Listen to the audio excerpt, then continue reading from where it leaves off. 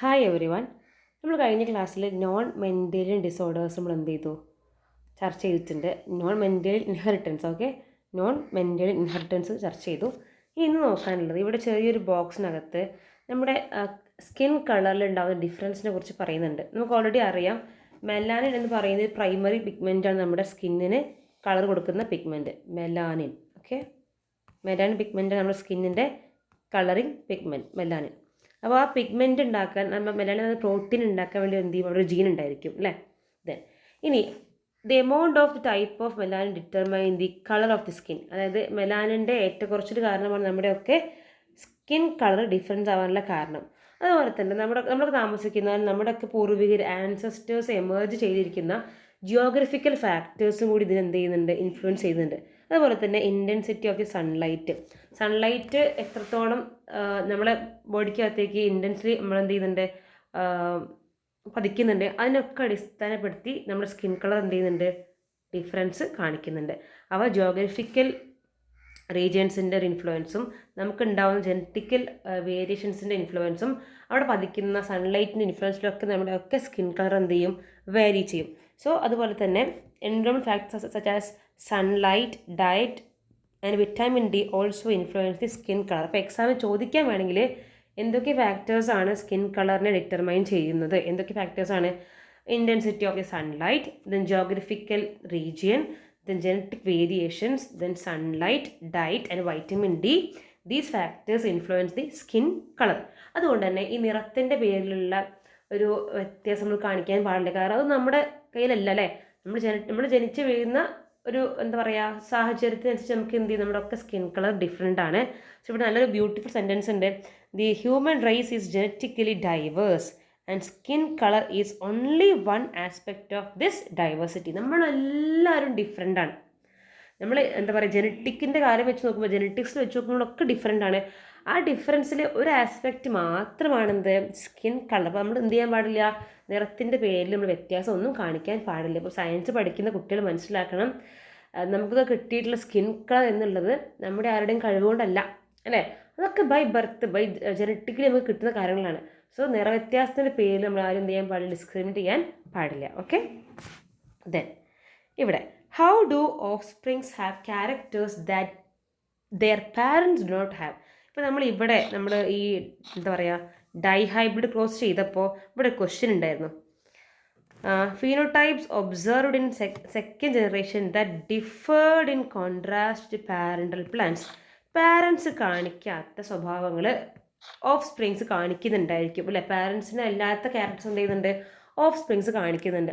അതാണല്ലോ വേരിയേഷൻസ് എന്ന് പറയുന്നത്. നമ്മൾ ചാപ്റ്ററിൻ്റെ സ്റ്റാർട്ടിൽ പറഞ്ഞിട്ടുണ്ടായിരുന്നു, പാരൻസിൻ്റെ ക്യാരക്ടേഴ്സ് കാണിക്കുകയാണെങ്കിൽ അതാണ് എന്ത്, ഹെറിഡിറ്റി.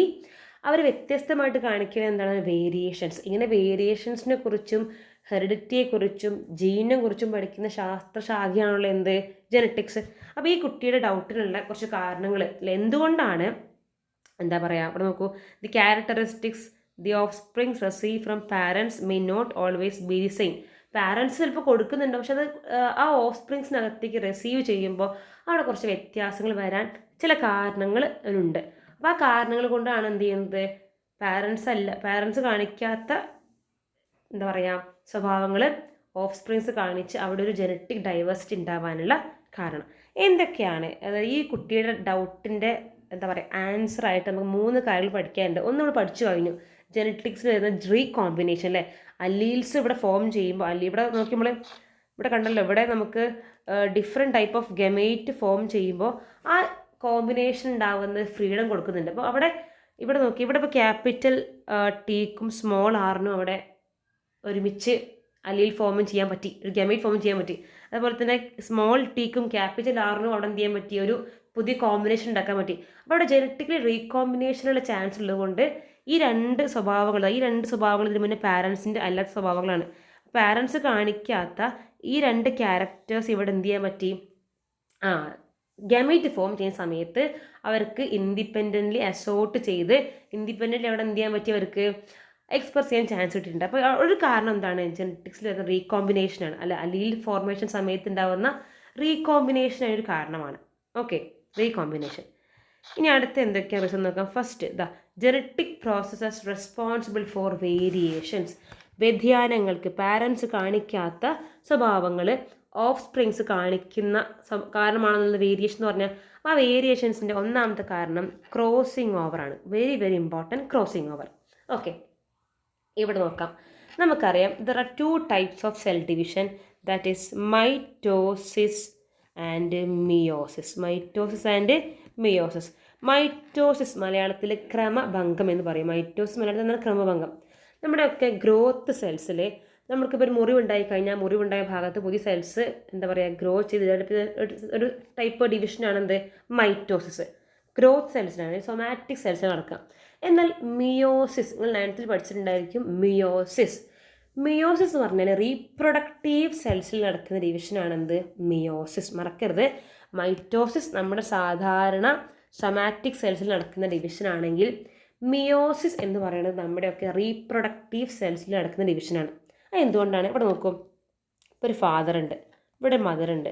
ഫാദറിൻ്റെ ക്രോമസോം 46 ആണ്, മദറിൻ്റെ ക്രോമസോം 46 ആണ്. ഇവർ രണ്ടുപേരും കൂടി ഇതേപോലെ ഗമേറ്റ് കൊടുത്തു കഴിഞ്ഞാൽ 92 ഉള്ള സൈഗോട്ടാണോ ഉണ്ടാകുന്നത്? അല്ല. ഇവിടെ എന്ത് ചെയ്യണം? ഫാദർ 46 ആണ് ആയിക്കോട്ടെ, പക്ഷേ ഫാദർ തരുന്ന സ്പേം റീപ്രൊഡക്റ്റീവ് സെല്ലാണ്, അതെന്തായിരിക്കണം? 23 ആയിരിക്കണം. മദർ 46 ആണ്, പക്ഷേ മദർ തരുന്ന ഓവത്തിൽ എന്തുണ്ടായിരിക്കണം? 23 ഉണ്ടായിരിക്കണം. ഇങ്ങനെ ഈ 2 ഗമേറ്റുകൾ ഫ്യൂസ് ചെയ്യുമ്പോഴാണ് 46 ഉള്ള സൈഗോട്ടായിട്ട് നമ്മൾ പിന്നെ ഡെവലപ്പ് ചെയ്യുന്നത്. അപ്പോൾ ഇങ്ങനെ ക്രോമസോം നമ്പർ പകുതിയാകുന്ന ഡിവിഷനാണ് meiosis. Okay, so very very important. ഇത് ബേസിക് ഇനി ആർക്കെങ്കിലും അറിയാത്തതിന് വേണ്ടി പറഞ്ഞതാണ്. Meiosis is the division that takes place in the reproductive cells. Okay, then meiosis is a type of cell division that is responsible for the formation of gamete. എക്സാമിന് ചോദിക്കാം, ഗമേറ്റുകൾ ഉണ്ടാകാൻ കാരണമായിട്ടുള്ള cell division ഏതാണ്? അതായത് gamete ഏതാ? ഗമേറ്റുകൾ സ്പേമാണ് mail gamete, ഓവമാണ് female gamete. ഇങ്ങനെ ഈ ഗമേറ്റുകൾ ഉണ്ടാകാൻ കാരണമായിട്ടുള്ള ഡിവിഷനാണ് ഇത് മിയോസിസ്. ഓക്കെ, ഇവിടെ നോക്കണം. ഈ മിയോസിനകത്ത് ഒരുപാട് സ്റ്റേജുകളുണ്ട്. നിങ്ങൾക്ക് ഇപ്പോൾ പഠിക്കാനില്ല, മിയോസിനകത്ത് ഒരുപാട് സ്റ്റേജ് പഠിക്കാനുണ്ട് +1. ആ മിയോസിലെ ഒരു ഇമ്പോർട്ടൻറ്റ് സ്റ്റേജാണ് crossing over, which occurs during the first phase of meiosis. മിയോസിൻ്റെ 1ാം ഘട്ടത്തിൽ നടക്കുന്ന ഒരു സ്റ്റേജാണെന്ത്? Crossing over. ഒരു പ്രോസസ്സാണ്. അപ്പോൾ എക്സാമിന് ചോദിക്കാൻ ചാൻസ് ഉണ്ട്, ഏത് സ്റ്റേജിലാണ്, എവിടെയാണ് ഈ ക്രോസിങ് ഓവർ നടക്കുക? Crossing over takes place during the first phase of the meiosis. നോക്കാം. ഇവിടെ 3 സ്റ്റേജുകളായിട്ട് മിക്കവാറും എക്സാമിന് ഇതിന് മുന്നത്തെ ടെക്സ്റ്റ് ബുക്കിൽ വേറെ പിക്ചറായിരുന്നു, പക്ഷേ ആ പിക്ചർ എക്സാമിന് കൊടുക്കുമായിരുന്നു. ഞാൻ ചോദിക്കുന്നു, അപ്പോൾ മിക്കവാറും ഈ ഒരു പോർഷനും എക്സാമിന് തരാം. Which process indicate in this picture? ഈ പിക്ചറിൽ കാണിക്കുന്ന പ്രോസസ്സ് എന്താണത്? Crossing over. അപ്പോൾ അങ്ങനെ ഈ ഒരു പിക്ചർ ഭയങ്കര ഇമ്പോർട്ടൻ്റ് ആണ് കേട്ടോ. നോക്കാം. Pairing of the homologous chromosomes. Identical chromosomes inherited from the parents of an organism. ഇവിടെ പറഞ്ഞിട്ടുണ്ട്, ഫാദറിൻ്റെ അടുത്തുനിന്ന് ഒരു ക്രോമസോമും മദറിൻ്റെ അടുത്തുനിന്ന് മറ്റൊരു ക്രോമസോം കിട്ടുന്നില്ല. ഫാദറും ഒരു 1 വരുന്നുണ്ട്, മദർ വേറെ തരുന്നുണ്ട്. അങ്ങനെയല്ലേ നമ്മൾ ക്രോസ് ചെയ്ത് ഒന്നായി മാറുന്നത്? ഓക്കെ, അപ്പോൾ ഇവിടെ നോക്കി, ഹോമോലോഗസ് ക്രോമസോം എന്ന് പറഞ്ഞാൽ എന്താ? ഒരുപോലെയുള്ള ക്രോമസോംസ്. ഇവരെന്ത് ചെയ്യാണ്? പെയർ ചെയ്യാണ്. ഇവരെന്ത് ചെയ്യാണ്? പെയറിങ് നടത്താണ്. ഇപ്പോൾ ഇവിടെ നോക്കി, ഇവിടെ ഫാദറും മദറും തരുന്ന ക്രോമസോംസ് എന്ത് ചെയ്യണം? അവർ പെയറിങ് നടക്കുകയാണ്. ഫസ്റ്റ് നോക്കി, pairing of the homologous chromosomes. ഈ പെയറിങ് നടക്കുമ്പോൾ ഇത് ഒരു ക്രോമസോം ഫാദർ കൊടുത്തതും ഒന്ന് മദർ കൊടുത്തതായിരിക്കും. ഇങ്ങനെ ഇവർ പെയർ ചെയ്യുന്ന സമയത്ത് the point of contact of the paired chromosomes is called chiasma. അല്ലേ? ഇവരിങ്ങനെ പെയർ ചെയ്ത് അടുത്തേക്ക് വരുമ്പോൾ അവർ ഒരു പോയിന്റ് ഓഫ് കോണ്ടാക്റ്റ് വരും. 2 ഹോമോലോഗസ് ക്രോമസോംസ് എന്ത് ചെയ്യുന്നു? പെയർ ചെയ്യുമ്പോൾ അവിടെ എന്ത് ചെയ്യുന്നുണ്ട്? ഒരു പോയിന്റ് ഓഫ് കോണ്ടാക്റ്റ് വരുന്നുണ്ട്. And that point of contact is known as chiasma. And the chromatids break at this region and broken segments were exchanged with each other. That's important. ഇവിടെ വെച്ചിട്ടാണ് എന്ത് ചെയ്യുന്നത്? പോയിന്റ് ഓഫ് കോണ്ടാക്റ്റ് വരുന്നത്. ആ point of contact വരുന്ന സ്ഥലത്ത് വെച്ച് അവരെന്ത് ചെയ്യും? മുറിഞ്ഞു മാറുന്നു. ക്രോസിംഗ് ഓവറിന് മലയാളമാണ് മുറിഞ്ഞു മാറൽ. അപ്പോൾ അവിടെ ഒരു ബ്രേക്ക് വന്നിട്ട് ആ ബ്രേക്ക് വന്ന ഭാഗത്തെ സെഗ്മെൻറ്റ്സ് എന്ത് ചെയ്യുന്നു? അവർ എക്സ്ചേഞ്ച് ചെയ്യുന്നു. ക്രോസ് ചെയ്തിട്ട് ക്രോസിംഗ് ഓവറാണ്, മുറിഞ്ഞു മാറും അല്ലേ? മുറിയുടെ അപ്പുറം ഇപ്പുറമുള്ള ആംസ് എന്ത് ചെയ്യുന്നു? അവർ എക്സ്ചേഞ്ച് ചെയ്യുന്നു. എക്സ്ചേഞ്ച് ചെയ്യുമ്പോൾ this causes A recombination of alleles. ഇവിടെ നോക്കിയേ, ഇപ്പോൾ ഈ ഒരു ഭാഗമായിരുന്നു ആദ്യം ഉണ്ടായിരുന്നത്. ഇതിൽ നിന്ന് വ്യത്യസ്തമായിട്ടുള്ളൊരു കോമ്പിനേഷനാണ് ഇപ്പോൾ ഇവിടെ വന്നത്. അപ്പോൾ ക്രോസിംഗ് ഓവർ നടന്നു കഴിഞ്ഞാൽ ഫാദറും മദറും കൊടുത്ത ജീനിന് പുറമേ ആയിട്ട് ഒരു പുതിയൊരു കോമ്പിനേഷൻ ജീനായിരിക്കും ആ സൈഗോട്ടിനകത്തേക്ക് വരിക.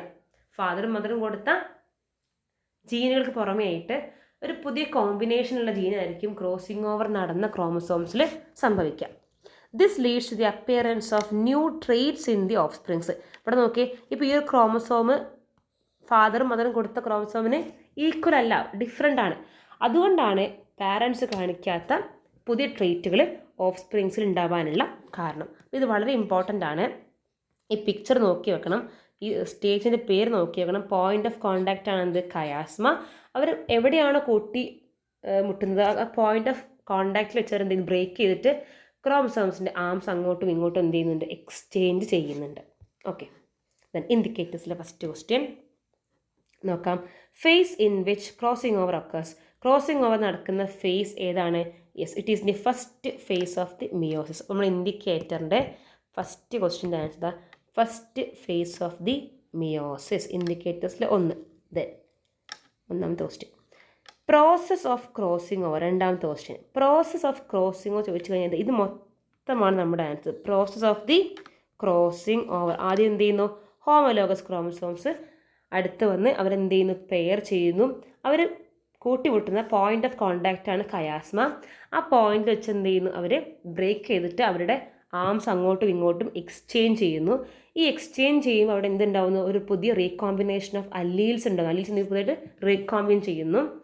And that leads the new trait formation in the offsprings. Then role of crossing over in the variation. Crossing ഓവറിൻ്റെ എന്തെങ്കിലും പങ്കുണ്ട് വേരിയേഷൻസിൽ? ഉണ്ടതാ. These leads to the appearance of new traits in the offsprings. Crossing over തീർച്ചയായിട്ടും എന്ത് ചെയ്യുന്നുണ്ട്? Crossing over നടന്ന ക്രോമസോംസിലാണെങ്കിൽ അവിടെ പാരൻ്റൽ ക്രോമസോംസിന് വ്യത്യസ്തമായിട്ട് ഒരു കോമ്പിനേഷൻ ആര് കാണിക്കും? ഓഫ് സ്പ്രിങ്സ് കാണിക്കും. This appearance of new traits in the offsprings. Then next one, രണ്ടാമത്തെ ക്രോസിംഗ് ഓവർ കഴിഞ്ഞ് രണ്ടാമത്തെ റീസണാണ് mutation. Mutation is the sudden heritable change in the genetic constitution of an organism. Exam ചോദിക്കാറുണ്ട്, what is mutation? Mutation is the sudden heritable change in the genetic constitution of an organism. മലയാളത്തിൽ പെട്ടെന്നുണ്ടാകുന്നതും അടുത്ത തലമുറയിലേക്ക് കൈമാറ്റം ചെയ്യപ്പെടുന്നതുമായിട്ടുള്ള മാറ്റങ്ങളാണെന്ത്? Mutation. മലയാളത്തിൽ ഉൽപരിവർത്തനം എന്ന് പറയും. ഉൽപരിവർത്തനം. ഈ മ്യൂട്ടേഷൻ തിയറി മുന്നോട്ട് വെച്ച സയൻറ്റിസ്റ്റാണ് ഹ്യൂഗോ ഡീവ്രീസ്. ഈ പേര് നമ്മൾ മുന്നേ വീഡിയോ പഠിച്ചിട്ടുണ്ട്, ഈ പാഠത്തിൽ തന്നെ. Hugo de Vries. ഒന്ന് ഓർത്ത് നോക്കിയേ, ഹ്യൂഗോ ഡീവ്രീസ്. ഓക്കെ, ഇവിടെ ന്യൂക്ലിയോടൈഡ് ചേഞ്ച് ഉണ്ട്. ഒരു ന്യൂക്ലിയോടൈഡ് കാണിച്ചിട്ടുണ്ട്. ഈ ന്യൂക്ലിയോടൈഡ് ഇവിടെ നോക്കി, ഈ ഒരു പോയിന്റിൽ ഇവിടെ ഒരു ചേഞ്ച് വരികയാണ് അല്ലേ? ഈ ഒരു പോയിന്റിലൂടെ എന്ത് ചെയ്യണേ? ഒരു ചേഞ്ച് വരികയാണ്. ഇങ്ങനെ ഒരു നിങ്ങൾ ആലോചിക്കുന്നുണ്ടാവും, ഒരു ചെറിയ ചേഞ്ച് അല്ലേ, ഒരു പോയിന്റിൽ വരുന്ന മ്യൂട്ടേഷൻ അല്ലേ? പക്ഷെ പോയിന്റ് മ്യൂട്ടേഷൻ ആയാലും സിംഗിൾ മ്യൂട്ടേഷൻ ആയാലും തന്നിരിക്കുന്ന ക്രോമസോംസിന് ഒരു ചേഞ്ച്, ഒരു നൈട്രജൻ ബേസിൽ മാറ്റമാണെങ്കിലും അത് വലിയ ചേഞ്ച് കാണിക്കും. ഇപ്പോൾ നിങ്ങൾക്ക് ഇനി ഈ 10th തന്നെ പഠിക്കാനുണ്ട് കുറേ ജനറ്റിക് ഡിസോർഡേഴ്സൊക്കെ. ആ ജനറ്റിക് ഡിസോർഡറുകളൊന്നും ഒരു വലിയ മാറ്റങ്ങൾ ഉണ്ടാവുന്നില്ല. സിംഗിൾ അമിനോ ആസിഡ്, ഒരു ചെറിയ അമിനോ ആസിഡിൽ വരുന്ന മാറ്റം, ഒരു കുഞ്ഞു നൈട്രജൻ ബേസിൽ വരുന്ന മാറ്റം, ഇങ്ങനെയുള്ള സ്മോൾ മ്യൂട്ടേഷൻസ് കാരണമാണ് എന്ത് സംഭവിക്കുന്നത്? വലിയ വലിയ ഡിസോർഡറുകൾ ഉണ്ടാവാനുള്ള കാരണം. So mutations that can be caused by. ഇനി എക്സാം ചോദിക്കാം, എന്തുകൊണ്ടൊക്കെയാണ് മ്യൂട്ടേഷൻ സംഭവിക്കുന്നത്? ഇങ്ങനെ ജീനിൽ എന്തുകൊണ്ടൊക്കെയാണ് മാറ്റങ്ങൾ സംഭവിക്കുന്നത്? എന്തുകൊണ്ടാണ് വായിച്ചു നോക്കാം. Errors during the DNA replication. ഇത് റെപ്ലിക്കേഷൻ എന്ന് പറഞ്ഞാൽ ഇരട്ടിക്കൽ. DNA ഇരട്ടിക്കൽ എപ്പോഴാണ്? സെൽ ഡിവിഷൻ സമയത്താണ്. അപ്പോൾ സെൽ ഡിവൈഡ് ചെയ്യാൻ നേരത്ത് DNA റെപ്ലിക്കേറ്റ് ചെയ്യുമ്പോൾ, DNA replicate means DNA multiple ചെയ്യുക, അല്ലെങ്കിൽ DNA ഇരട്ടിക്കുക എന്നൊക്കെ അർത്ഥം കേട്ടോ. Sorry, multiple.